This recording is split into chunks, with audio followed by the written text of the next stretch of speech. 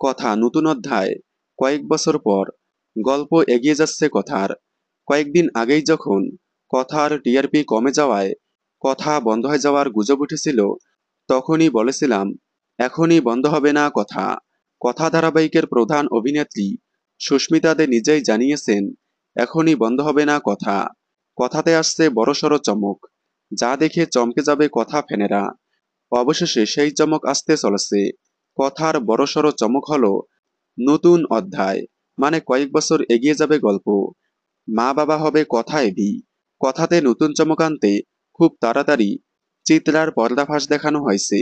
এবার গল্প গুছিয়ে নিয়ে কথার প্রেগন্যান্সি ট্রাক এনে মা হবে কথা। কথার অপোজিট ধারাবাহিক 2 বছরের পুরনো হলেও এখনো পর্যন্ত টিআরপি তালিকায় অনেকটাই এগিয়ে।